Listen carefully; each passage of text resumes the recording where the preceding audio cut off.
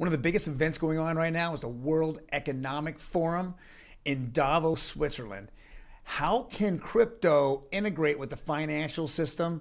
We're going to find out here in a few articles. But first, hello everyone. Welcome to OG Crypto and NFTs. My name is Troy, and several times a week we come to you with the best and newest information on the crypto world. Let's jump right into our very first article. This is from CoinDesk, and again, at Davos, it is the World Economic Forum, and hopefully we're going to see some big changes here, some big people from, Bank of America, as well as, Credit Suisse, to all different kinds of crypto companies that are integrating the financial system with crypto, and with the blockchain, I should say.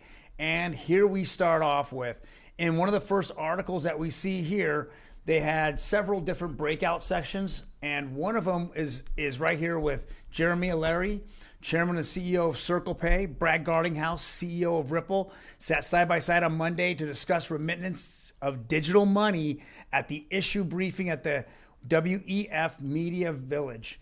Very, very important. Getting all the different financial companies together, seeing what cross-border payments are, how Ripple and XRP can be right in the middle of it, or Algorand or other companies, they can be in there and they can make it cheaper and faster.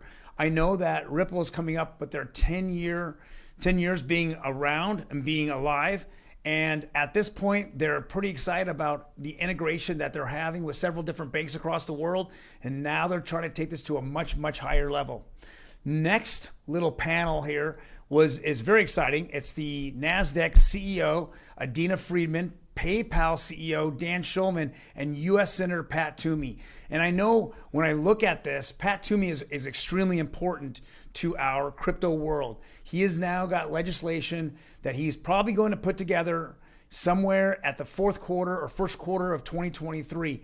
And the beginning of this will be stablecoin regulation, the Stablecoin Security Act. He has a two-page document that he wants every senator to read, make it really easy so we can get this legislation in place and not have the mess that we saw with Terra Luna or UST, and the US DT right now with Tether, and the uncertainties of what's going on, what's backing the coins, what's backing stable coins. In his bill, he has a few things. Number one is having monthly audits to make sure that those stable coins have the liquidity that's needed to keep those on peg at $1. So there's a lot going on, with this particular piece of legislation. I'm glad and I'm really excited to see Pat Toomey there. He's a Republican senator out of Pennsylvania.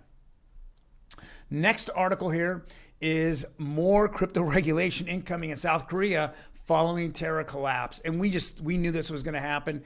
There's been several reports saying that Do Kwon has owed back taxes of hundreds of millions or tens of millions of dollars. And now he's just failed so many people out there, with UST. There's been so many rumors going around, a lot of reports that there's been underhanded things done with the Bitcoin that was some of the Bitcoin that was supposed to be there to help, secure UST and keep it on peg. So a lot's still happening. I think South Korea is going to have an investigation and look into it.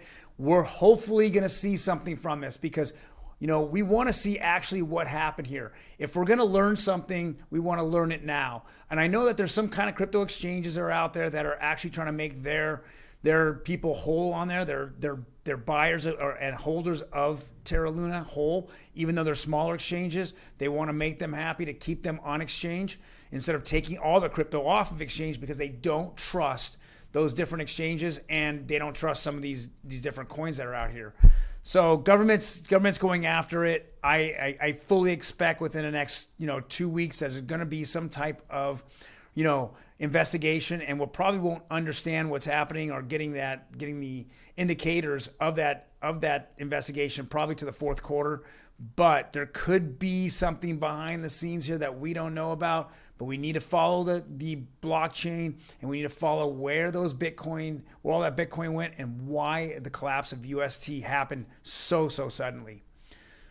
Next article here, and it's something else that's being discussed at the World, Forum.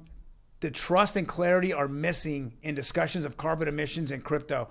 And I know that there's a lot of FUD out there about Bitcoin and how much carbon emissions that it produces, or you have to actually tokens you have to take, because there's so much hurtful to the environment, even though when it's all said and done, printing money is more harmful than Bitcoin, than mining Bitcoin. But it doesn't matter. It's a very big issue that's going on in the world right now, and we want to make sure there's clarity. And so it's being brought up in Davos, Switzerland right now, and in discussions. And it's very important that we have this out and everyone understands what's going on.